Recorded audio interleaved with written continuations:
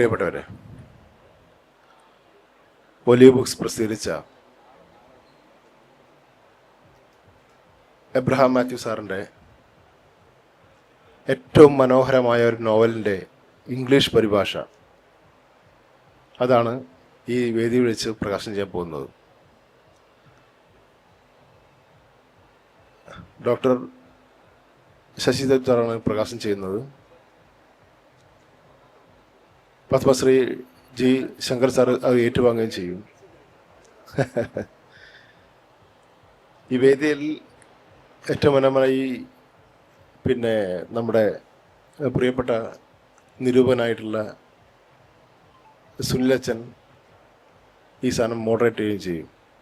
എല്ലാവരെയും, പ്രിയപ്പെട്ട എല്ലാവരെയും, വേദിയിലിരിക്കുന്ന എല്ലാവരെയും സ്വാഗതം ചെയ്തുകൊണ്ട് സുനിലച്ചനെ അധ്യക്ഷ ക്ഷണിക്കുന്നു.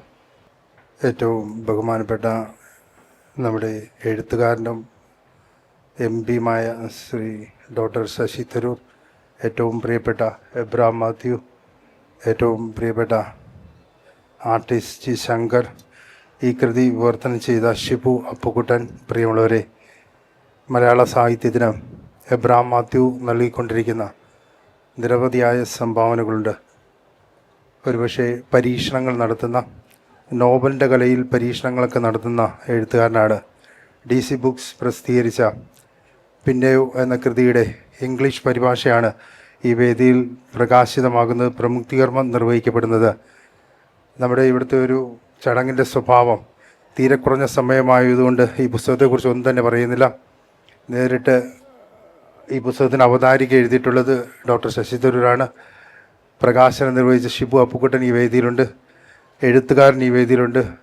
തിരുവനന്തപുരത്തിൻ്റെ സ്വകാര്യ അഹങ്കാരമായ ആർട്ടിസ്റ്റ് ജി ശങ്കർ ഈ വേദി ധന്യമാക്കുന്നുണ്ട്. ഏറെ സ്നേഹത്തോടെ ഡോക്ടർ ശശി തരൂരിനെ ആൻഡ് ദെൻ എന്ന കൃതിയുടെ പ്രമുക്തികർമ്മം നിർവഹിക്കുന്നതിനായി ക്ഷണിക്കുകയാണ്. സ്വീകരിക്കുന്നതിന് വേണ്ടി ആർട്ടിസ്റ്റ് ജി ശങ്കറിനെയും സ്നേഹപൂർവ്വം ക്ഷണിക്കുന്നു.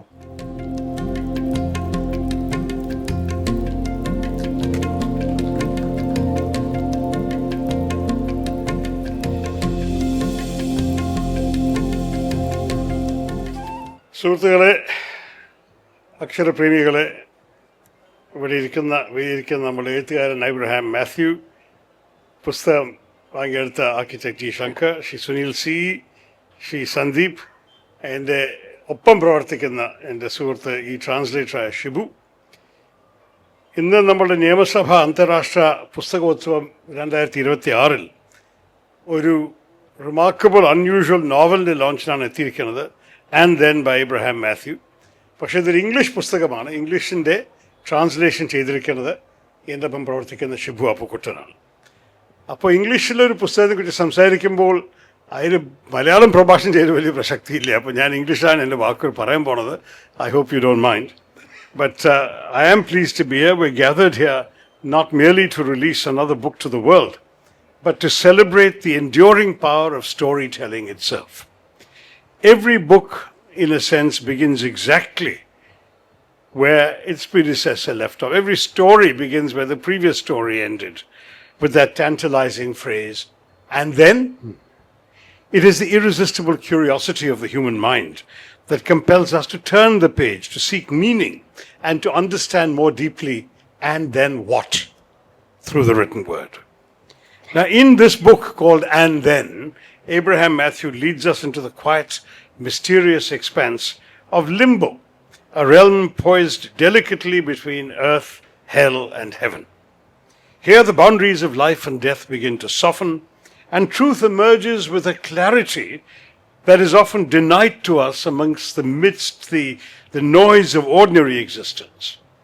The narrator, newly arrived after his passing from this earthly planet, encounters once more the familiar figures of his life, yet views them without resentment, attachment, or expectation.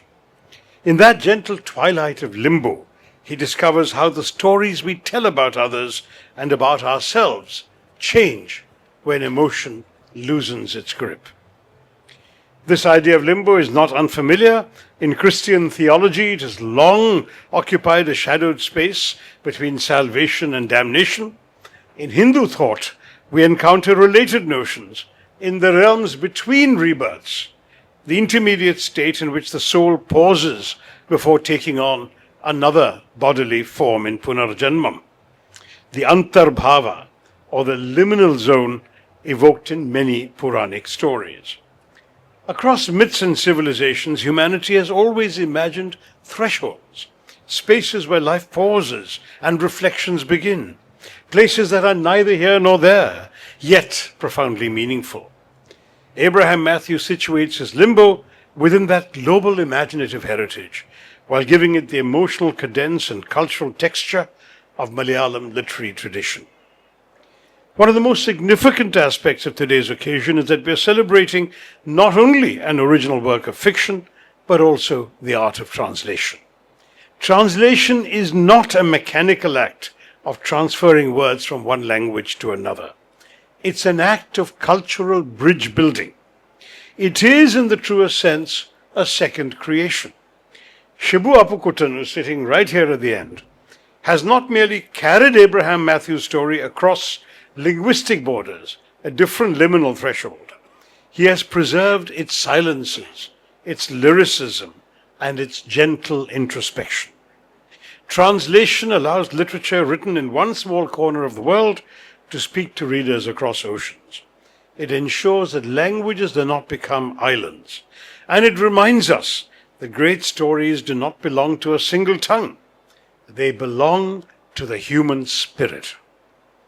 Fiction, as this novel so beautifully demonstrates, is not an idle pastime. It shapes the moral imagination of our society. It asks questions that politics cannot frame and that statistics cannot answer. Fiction helps us examine grief, compassion, guilt, love, and redemption in a way that no report or policy document ever could. It softens hardened positions, broadens sympathies, and invites us to inhabit lives far removed from our own. In that sense, writers are subtle social reformers. They do not pass laws, they change hearts. And hearts, as we know, are far more difficult to govern. I'm also heartened to see the sheer number of books being published today, even in an age where screens clamor constantly for our attention.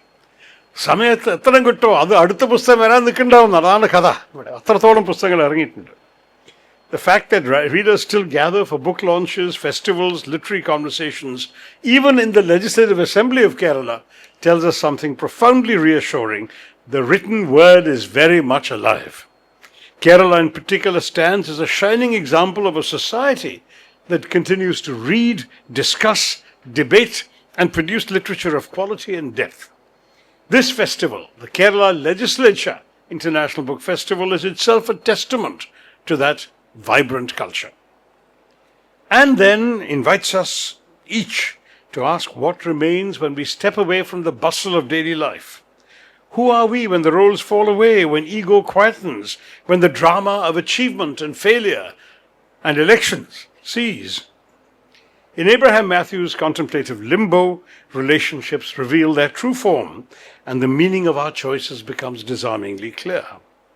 The book lingers in the reader's mind not as a loud proclamation, but as a gentle, persistent echo. I extend my warm congratulations to Abraham Matthew for this thoughtful novel, and to Shibu Apukuttan for a translation that opens the door to a wider world of readers. I also take this moment to express my pleasure that the book has been received today by Padma Shri Dr. G. Shankar, whose contributions to architecture and culture have so enriched our public life. So in conclusion, let us continue to read. Let us continue to write. Let us continue to ask again and again and again. And then, for out of that question springs every new story, every new idea, and every fresh possibility for human understanding. With these words, I am delighted to formally launch And Then. May it travel far, touch many minds, and light many inner worlds, much like the threshold realm that it so evocatively portrays. Thank you all very much. ഞാൻ പറഞ്ഞത് എല്ലാവർക്കും മനസ്സിലായെന്ന് വിചാരിക്കുന്നു. പക്ഷെ നല്ല പുസ്തകമാണെന്ന് മറ്റേവരും അവരുടെ പ്രഭാഷണത്തിൽ പറയും. നന്ദി, നമസ്കാരം, ജയ് ഹിന്ദ്. പുസ്തകം സ്വീകരിച്ച ഏറ്റവും പ്രിയപ്പെട്ട ആർക്കിടെക്ട് ജി ശങ്കറിനെ നമ്മെ അഭിസംബോധന ചെയ്യാൻ സ്നേഹപൂർവ്വം ക്ഷണിക്കുന്നു. ആദരണീയനായിട്ടുള്ള നമ്മുടെ പ്രിയങ്കനായ MP ഡോക്ടർ ശശി തരൂർ, വേദിയിലിരിക്കുന്ന എൻ്റെ പ്രിയ സുഹൃത്തും കൂടായിട്ടുള്ള കഥാകാരനായിട്ടുള്ള ശ്രീ എബ്രഹാം മാത്യു, ശ്രീ സുനിൽ, ശ്രീ സന്ദീപ്, ഏറ്റവും മനോഹരമായിട്ടിത് വിവർത്തനം ചെയ്ത ശ്രീ ഷിബു, എൻ്റെ ഫ്രണ്ടിലുള്ള എൻ്റെ അഭിവന്ദ്യ സുഹൃത്തുക്കളെ, സ്നേഹിതരെ, അനൽപമായ സന്തോഷത്തോടും അഭിമാനത്തോടു കൂടിയാണ് ഞാൻ ഈ കഥാകാരൻ്റെ ഈ നോവൽ പ്രകാശന വേളയിൽ പങ്കെടുക്കുന്നത്. കാരണം എബ്രഹാം മാത്യു കഥാകാരനുമായിട്ട് എനിക്ക് ബന്ധമുള്ളപ്പോൾ കഥ ഞാൻ വേറെ കാണും, കഥാകാരനെ വേറെ കാണും. എൻ്റെ പ്രണബോധത്തിലെ ഒരു വ്യത്യസ്ത സുഹൃത്തായിട്ടാണ് എബ്രഹാം മാത്യുവിനെ എന്ന് ഞാൻ കണക്കാക്കിയിട്ടുള്ളത്. അത്ര പ്രിയപ്പെട്ട ബന്ധങ്ങളൊന്നും ഇല്ലെങ്കിലും അദ്ദേഹത്തിൻ്റെ കഥകൾ നിരന്തരമായിട്ട് കഴിഞ്ഞ 10-25 വർഷമായിട്ട് വായിക്കുന്ന ഒരാളെന്നുള്ള രീതിയിൽ ആ അക്ഷരവുമായിട്ട് എനിക്ക് ഹൃദയബന്ധമുണ്ട്. പറയാൻ കാരണം അദ്ദേഹം എഴുതിയ ഏറ്റവും അവസാനത്തെ ഒരു ചെറുകഥ, മാതൃഭൂമിയിൽ എഴുതിയൊരു ചെറുകഥ, അതും ഇതേപോലെ ഒരു ഭ്രമാത്മക തലത്തിൽ എഴുതപ്പെട്ട ഒരു കൃതിയാണ്. അത് വായിച്ച് കഴിഞ്ഞ ഉടനെ ഞാൻ എബ്രഹാം മാത്യുവിനെ വിളിച്ചു.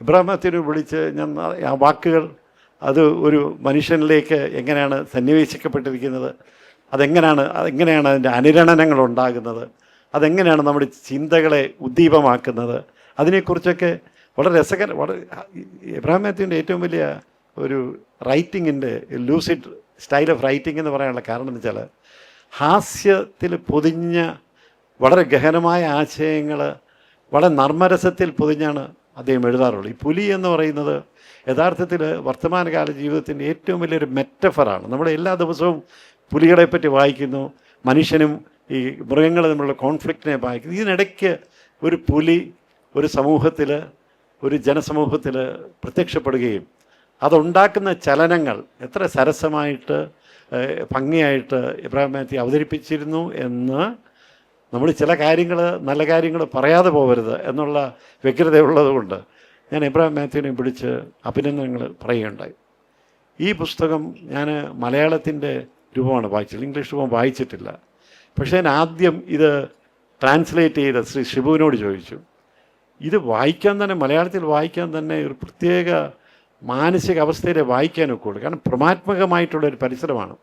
മരണത്തിനും ജീവിതത്തിനും ഇടയ്ക്ക്, മരണം കഴിഞ്ഞിട്ടുള്ള മരണാനന്തര ജീവിതത്തിൻ്റെ ഒരു തലത്തിലൊക്കെ നീങ്ങുന്ന, സമയത്തിൻ്റെയും കലണ്ടറിൻ്റെയും യാതൊരു പിൻബലവുമില്ലാതെ ഇങ്ങനെ നീങ്ങുന്ന ഒരു ചലനാത്മകമായിട്ടുള്ള ഈ അന്തരീക്ഷം എങ്ങനെയാണ് ഈ പരാവർത്തനം ചെയ്ത് ഇംഗ്ലീഷ് ഭാഷയിലേക്ക് മാറ്റുന്നതെന്ന് എല്ലാ തവണയും ഞാനിങ്ങനെ സന്ദേഹം ചെയ്യണം. ഈ ഇംഗ്ലീഷ് പുസ്തകങ്ങൾ മറ്റ് ഭാഷകളിൽ നിന്ന് എടുത്തു മാറി നമുക്കൊക്കെ വായിക്കാൻ അറിയാവുന്നില്ല. മിക്ക ഭാഷകളിലും നമ്മൾ ലോകോത്തര കൃതികളെല്ലാം പരിഭാഷകളാണ് നമ്മൾ വായിക്കുന്നത്. സ്പാനിഷിൽ എഴുതിയ, പോർച്ചുഗീസ് ഭാഷയിലൊക്കെ എഴുതിയിട്ടുള്ള മഹത് ഗ്രന്ഥങ്ങളുടെ ഇംഗ്ലീഷ് പരിഭാഷയാണ് നമ്മുടെ മുമ്പിൽ എത്തുന്നത്. പക്ഷേ അതിൻ്റെ ഗരിമ ചോരാതെ, അതിൻ്റെ കരുത്ത് ചോരാതെ, അക്ഷരങ്ങളുടെ ആ തീ ചോരാതെ എത്ര നമുക്ക് പൗലോ കൊയ്ലോ അല്ലെങ്കിൽ ഗബ്രിയേൽ മാർക്കോസിൻ്റെ പുസ്തകങ്ങളൊക്കെ നമുക്ക് ഇംഗ്ലീഷ് പരാവർത്തനങ്ങളാണ് വായിക്കുന്നത്.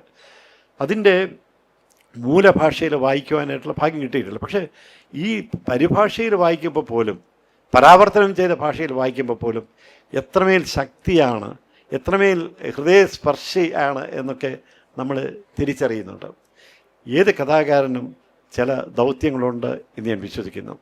ഈ ഭൂമിക, ഈ ഒരു നോവൽ, പിന്നെയോ എന്ന നോവൽ ആ നോവലിനെ ഇഷ്ടപ്പെടാനായിട്ടുള്ള മറ്റൊരു കാരണം, ഇതിൻ്റെ ഭ്രമാത്മക തലങ്ങളിലുള്ള പല പ്രദേശങ്ങളും എൻ്റെയും ജീവിതത്തിലെ പരിസരങ്ങളായിരുന്നു എന്നതാണ്. അതിൽ 1-2 കഥാപാത്രങ്ങളായിട്ട് വരുന്ന മനുഷ്യർ ഈ വേദിയിലുണ്ട്. എൻ്റെ പ്രിയ സുഹൃത്ത് പ്രിയദാസ് ജി മംഗലത്ത് ഉൾപ്പെടെയുള്ള ആൾക്കാർ, ജോൺ തോമസ് ഉള്ള ആൾക്കാരൊക്കെ ഈ വേദിയുടെ പരിസരത്തൊക്കെ ഉണ്ട്. ഈ ഒരു പരിസരത്ത് തന്നെയാണ് ഞാൻ എൻ്റെ സാഹിത്യ ജീവിതത്തെ കരിപ്പിടിച്ചതെന്നും ഞാൻ ഓർത്തെടുക്കുന്നുണ്ട്. അയ്യപ്പ പണിക്കർ സാറിൻ്റെ കവിതകൾ എൻ്റെ ജീവിതത്തിനെ സംബന്ധിച്ചിടത്തോളം എൻ്റെ വായനയുടെ ലോകത്തിൽ ഒരു പുത്തൻ വാതിൽ തുറന്നത് അയ്യപ്പ പണിക്കർ സാറാണ്. അയ്യപ്പ പണിക്കർ സാറിൻ്റെ കവിതകൾ എനിക്ക് പുത്തൻ ഒരു ഭാവുകത്വം സമ്മാനിച്ചു എന്നും അതിനൊക്കെ ഏറ്റവും പ്രധാനമായിട്ട് പങ്കുവഹിച്ചിരുന്ന സംക്രമണത്തിൻ്റെ നാളുകൾ. അതിൻ്റെ അമരക്കാരനായിരുന്നല്ലോ ശ്രീ പ്രീദാസ് മംഗലത്ത്. അന്നത്തെ സർഗാത്മകതയുടെ വിസ്ഫോടന ആ വേളയിൽ, സർഗാത്മകത വിസ്ഫോടനം എന്നുള്ള വളരെ ശ്രദ്ധയോട് പറയുന്ന വാക്കുകളാണെന്ന് നിങ്ങൾ തിരിച്ചറിയണം. ഇത്രയും സർഗാത്മകതയുള്ള ആൾക്കാരുടെ ഒത്തുചേരലുകൾ നമുക്ക് നഷ്ടപ്പെട്ടു പോയ ഒരു പരിസരമാണ് തിരുവനന്തപുരം.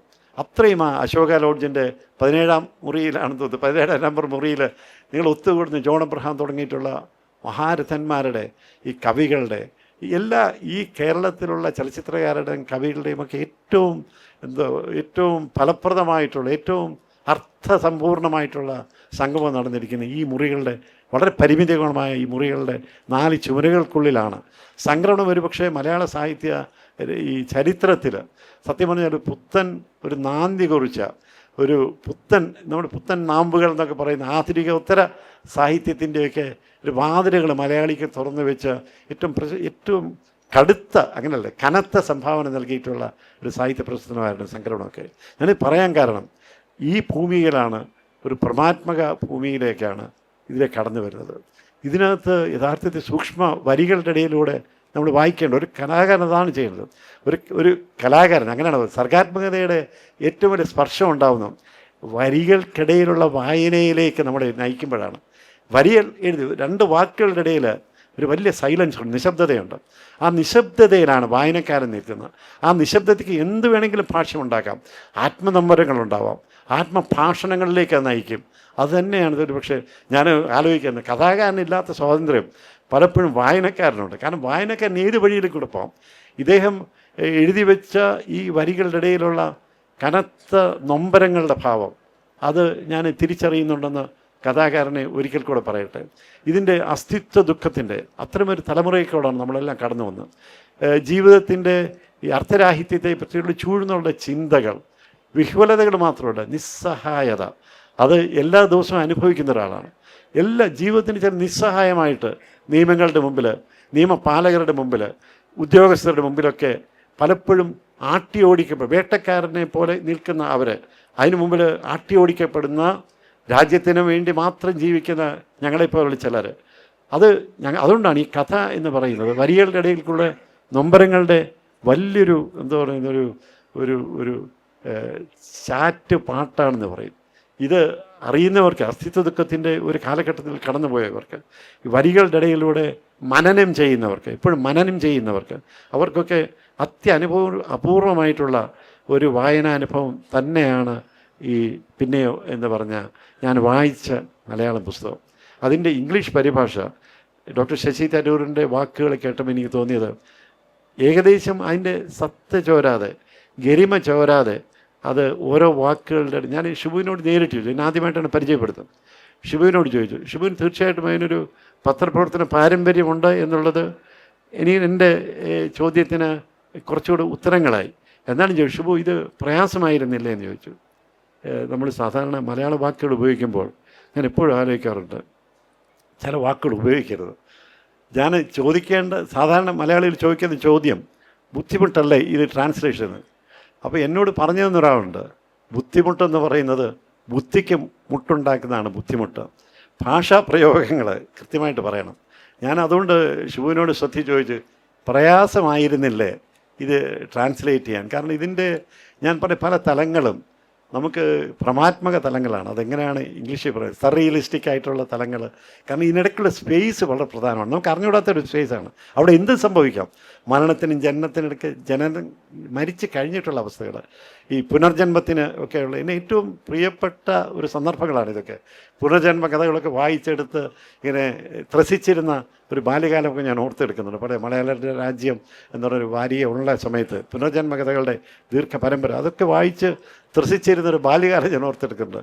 ആ ബാല്യകാലത്താണ് ഞാൻ ഈ 5.5 വയസ്സുള്ള ഒരു പെൺകുട്ടി ചോദിച്ച ഒരു ചോദ്യത്തിന് മുമ്പിൽ എൻ്റെ പഠിത്തം പോലെ അവസാനിപ്പിച്ച് അസ്തിത്വ ദുഃഖത്തിൻ്റെ ഒരു ഗുഹയ്ക്കകത്ത് കയറി ഓടിച്ചിരുന്നതും ഈ കാലഘട്ടത്തിൽ തന്നെയായിരുന്നു. ഒരു 12 വയസ്സുകാരൻ്റെ മനസ്സിനകത്ത് ഒരു ചോദ്യം, ഞാൻ ആരാണ് നാണ്ടുവായരെന്ന് ചോദിച്ച ഒരൊറ്റ ചോദ്യം തകർത്ത് കളഞ്ഞ ഒരു ബാല്യകാലവും ഞാൻ ഓർത്തെടുക്കുന്നത്. അതുകൊണ്ട് ഈ ഭൂമിക എനിക്ക് പരിചയമാണ്.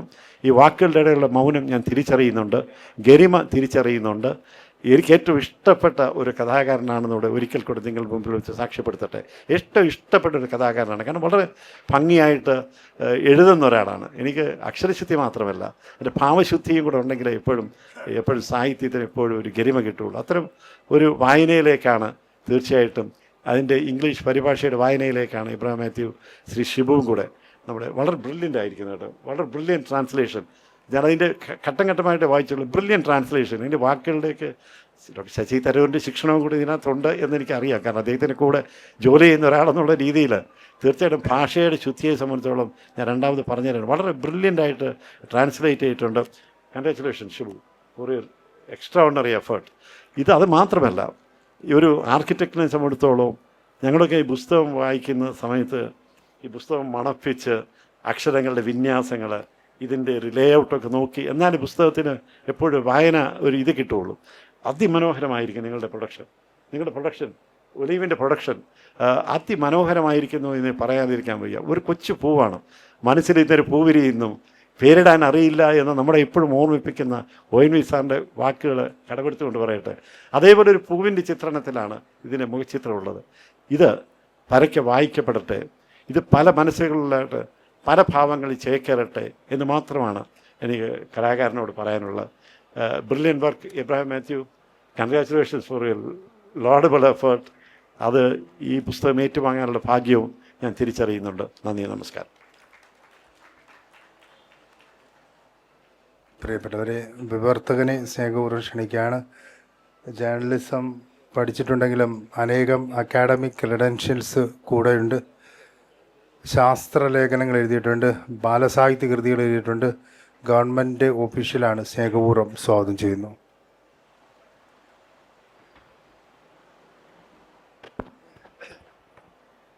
നമസ്കാരം. കുറച്ച് സഭാകമ്പം ഉണ്ടോ എന്ന് ചോദിച്ചാൽ ഉണ്ട്. അതുകൊണ്ട് ചെറിയ കുറിപ്പ് തയ്യാറാക്കിയാണ് വന്നിരിക്കുന്നത്. ഇത്തരം വേദികളിൽ ആദ്യമായിട്ടാണ് എൻ്റെ ഏറ്റവും പ്രിയപ്പെട്ട എൻ്റെ ഗുരുനാഥനും ബഹുമാന്യനുമായിട്ടുള്ള ഡോക്ടർ തരൂർ, അതുപോലെ തന്നെ ഇത് പുസ്തകം ഏറ്റുവാങ്ങിയ ശ്രീ പത്മശ്രീ ശ്രീ ശങ്കർ സാർ, എബ്രഹാം മാത്യു ചേട്ടൻ, എൻ്റെ പ്രിയപ്പെട്ട പ്രവീൺ റാം സാർ, ജയപ്രകാശ് സാർ, മറ്റു സുഹൃത്തുക്കൾ, ലാലു ചേട്ടൻ, പിന്നെ എൻ്റെ ഫാമിലി ഉണ്ട്, അനിലേട്ടൻ, എല്ലാവരോടും നന്ദി പറഞ്ഞുകൊണ്ട് ഞാൻ ആരംഭിക്കുകയാണ്. മാസങ്ങൾക്ക് മുമ്പ് ഒരു ബുക്ക് മാർക്കിൽ വെച്ചിട്ടുള്ളൊരു ചെറിയ ഫങ്ഷൻ ഉണ്ടായിരുന്നു ഇതുപോലെ. അത് ഈ പുസ്തകത്തിനെ പറ്റി തന്നെയാണ്. അന്ന് തരൂർ സാറ് പറഞ്ഞ ചില വാക്കുകൾ കേട്ട് അത് ഉൾക്കൊണ്ടിട്ട് ഇബ്രാഹിം മാത്യു ചേട്ടൻ പറഞ്ഞു, ഇങ്ങനെ ഒരു കാര്യം ചെയ്യാമോ എന്ന് ചോദിച്ചു. അങ്ങനെയാണ് ഞാൻ ഈ സാഹസത്തിന് മുതിർന്നത്. നേരത്തെ കുറച്ചൊക്കെ ഗോസ്റ്റ് റൈറ്റിംഗ് ഉണ്ടായിരുന്നെങ്കിലും നമ്മുടെ പ്രവീൺ റാം സാർ പറഞ്ഞിട്ടുണ്ട്, ഗോസ്റ്റ് റൈറ്റിംഗ് ഒക്കെ നല്ലതാണ്, എന്നാലും നമ്മുടേതായിട്ട് എന്തെങ്കിലും ഒരു സാധനം നമ്മുടെ പേരിൽ വേണ്ടേ എന്ന് പുള്ളി ഒരു സെഷൻ പറഞ്ഞിരുന്നു. അതെല്ലാം കൂടി വന്നപ്പോഴാണ് ഞാൻ ഈ സാഹസത്തിന് മുതിർന്നത്. ഇനി ഞാൻ ഈ പുസ്തകത്തിൻ്റെ ഇതിലേക്ക് കടക്കാം. വളരെ മനോഹരമായ ഒരു പുസ്തകമാണ്. അതിൻ്റെ ടൈറ്റിൽ തന്നെയാണ് അതിൻ്റെ ആകർഷകത്വം.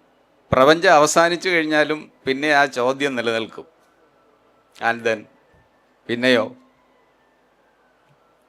എല്ലാ കഥകളും ഉണ്ടാകുന്നത് ഈ ചോദ്യത്തിൽ നിന്നാണ്.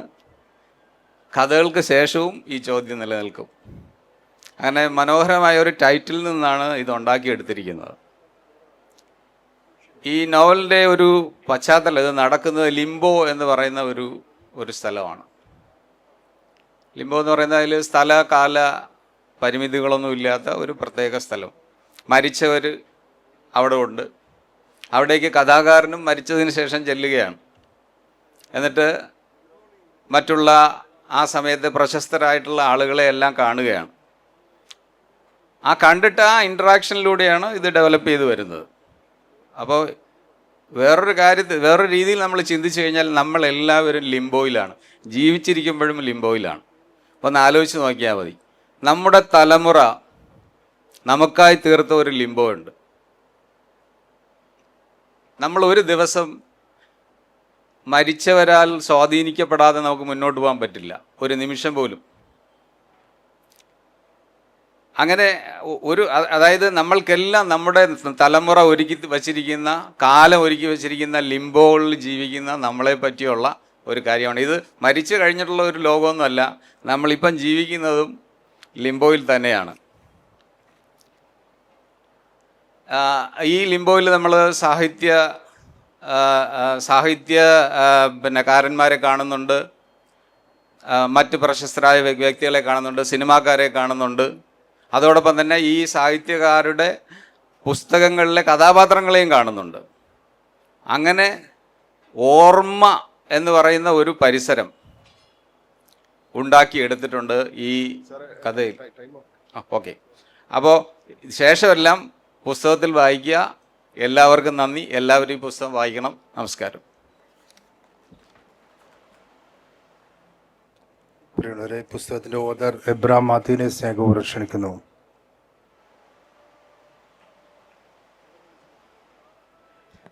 ബഹുമാനപ്പെട്ട ഡോക്ടർ ശശി തരൂർ, ഷിബു, ശ്രീ ശങ്കർ, മറ്റ് പ്രിയപ്പെട്ട സുഹൃത്തുക്കളെ, സമയം പോയതുകൊണ്ട് ഞാൻ അധികം സംസാരിക്കുന്നില്ല. എല്ലാവർക്കും നന്ദി രേഖപ്പെടുത്തുന്നു ഔദ്യോഗികമായിട്ട് തന്നെ. ഈ പുസ്തകത്തിന് ആമുഖം എഴുതാനായിട്ട് സന്മനസ് കാണിച്ച ഡോക്ടർ ശശി തരൂരിനോട് ഒരു പ്രത്യേക അഭിനന്ദനവും നന്ദിയും ഞാൻ പറയുന്നു. അദ്ദേഹം എഴുതിത്തരിക മാത്രമല്ല, ഇവിടെ എത്തുകയും എന്നെക്കൊണ്ട് ഒരു സൈൻ ചെയ്തൊരു പുസ്തകം വാങ്ങുകയും ചെയ്തു. സാധാരണ ഡോക്ടർ ശശി തരൂരിന് മുമ്പിലാണ് ആളുകൾ ഇങ്ങനെ സൈൻ ചെയ്ത് പുസ്തകം കിട്ടുന്നതിന് വേണ്ടി നിൽക്കുന്നത്. എൻ്റെ കയ്യിൽ നിന്ന് വാങ്ങി എന്നുള്ളത് കൂടി എന്നെ അത്ഭുതപ്പെടുത്തുന്നു.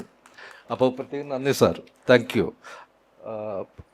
ഷിബു ഞാനും തമ്മിലുള്ള ഒരു സായാഹ്ന ചർച്ചയിലാണ് ഇത്തരം ഒരു ആശയം ഉണ്ടായത്.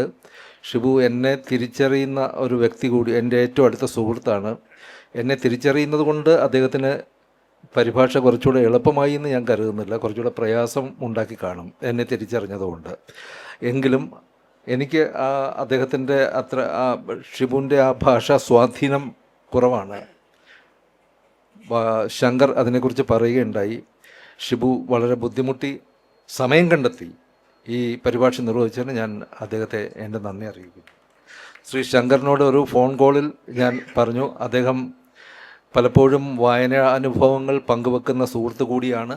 അദ്ദേഹം ഈ പരിപാടിയിൽ പങ്കെടുത്തതിന് ഞാൻ വ്യക്തിപരമായ നന്ദി അറിയിക്കുന്നു. സുനിൽ അച്ഛൻ ഞങ്ങളുടെ പൊതു സുഹൃത്താണ്. കത്തോലിക്ക പുരോഹിതൻ കൂടിയായ അദ്ദേഹം വേഷം മാറി സാഹിത്യത്തിൽ സജീവമായി നിൽക്കുന്ന ഒരു സുഹൃത്ത് കൂടിയാണ്. അദ്ദേഹത്തിന് ഞാൻ എൻ്റെ നന്ദി പറയുന്നു. ഒലിവ് നല്ല രീതിയിൽ ഒലിവ് ബുക്സ് നന്നായിട്ടിത് പുറത്തിറക്കി. ഒലിവ് ബുക്സിലെ സന്ദീപിനും മറ്റ് സുഹൃത്തുക്കൾക്കും എൻ്റെ പ്രത്യേക നന്ദി ഞാൻ പറയുന്നു. ഒരു വാക്ക് കൂടി, ഈ പുസ്തകം പിന്നെ ലിംബോയിൽ നടക്കുന്നതായിട്ടാണ്, പരലോകത്തിന് തുല്യമായ ഒരു സ്ഥലത്ത്. എനിക്ക് തോന്നാറുണ്ട് ഈ നമ്മളിവിടെ തന്നെ സാങ്കല്പിക ലോകത്ത് ജീവിക്കുന്നതാണ് നമ്മുടെ നാട്ടിൽ പലപ്പോഴും ജീവിക്കുന്നതിനേക്കാൾ നല്ലതെന്ന് തോന്നാറുണ്ട്. അത്തരം ഒരു തോന്നലിൽ നിന്നാണ് ഈ പുസ്തകം ഉണ്ടായതെന്ന് കൂടി പറഞ്ഞുകൊണ്ട് ഞാൻ അവസാനിപ്പിക്കുന്നു. നന്ദി.